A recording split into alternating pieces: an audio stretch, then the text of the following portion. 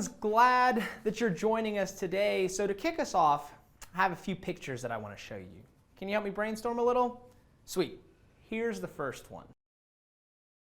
So obviously, this is a firefighter, right? Does anyone know a firefighter in real life? If you do, that's awesome. Now, what skills do you need to be a firefighter? What are some sort of characteristics that you would hope a firefighter has? I want you to think about that when we have these next few slides. What about a nurse? Maybe a carpenter? Athlete? Ooh, what skills does a computer programmer need? All of these people need a special set of skills to do their job, and that's really great.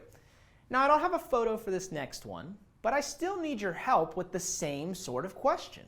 What skills do you need to be a follower of Jesus?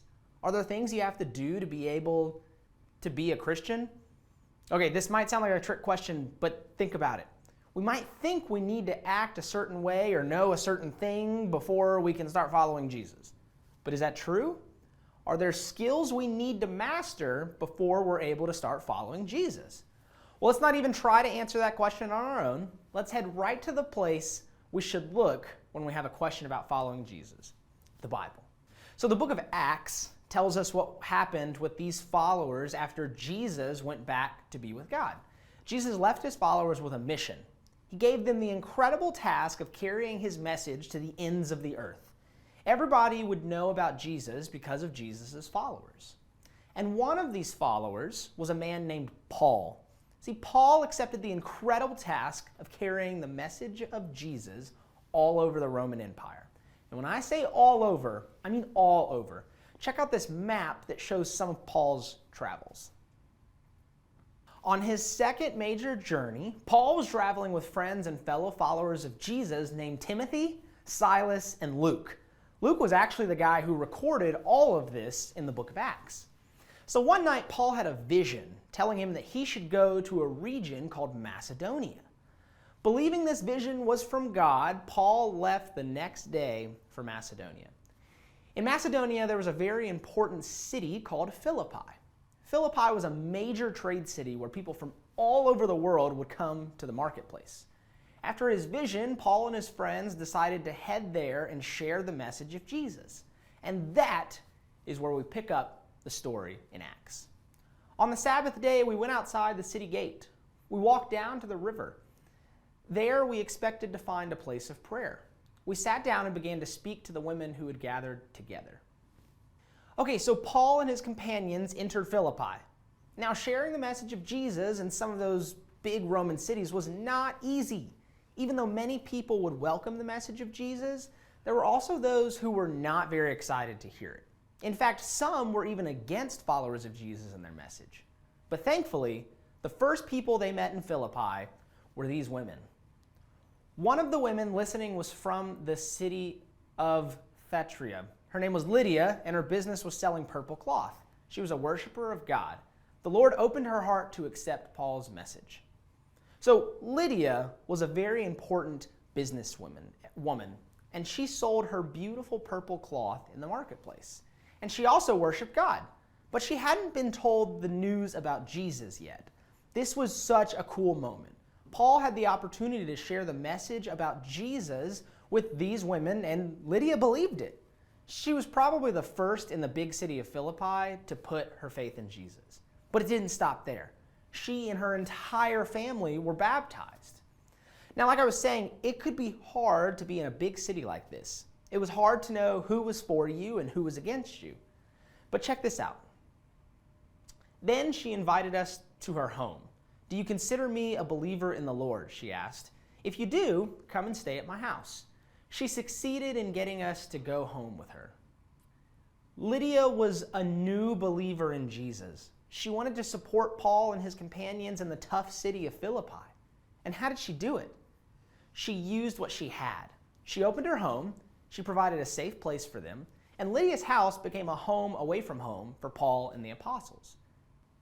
Now, I'm guessing Lydia might not be a name from the Bible many of you have heard before. She's not one of the first people we think of like Moses or David or Mary, but to Paul and the apostles in Philippi, she was really important. Later on in the same city, Paul and Silas got in some big trouble, and they got thrown in jail and beaten up pretty bad. I'm sure it was a terrible moment for them. Do you know where they went when they got released from prison? After Paul and Silas came out of the prison, they went to Lydia's house. There they met with their brothers and sisters. They told them to be brave, then they left. They went to Lydia's house. Why? Because that was where the other followers of Jesus began to meet. Lydia's home became like a church in Philippi. Her home was a place to gather and to belong.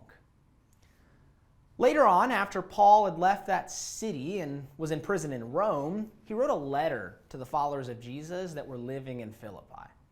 We can almost be sure that he was thinking of Lydia as well when he wrote these words. I thank my God every time I remember you. In all my prayers for all of you, I always pray with joy. I am happy because you have joined me in spreading the good news. You have done so from the first day until now.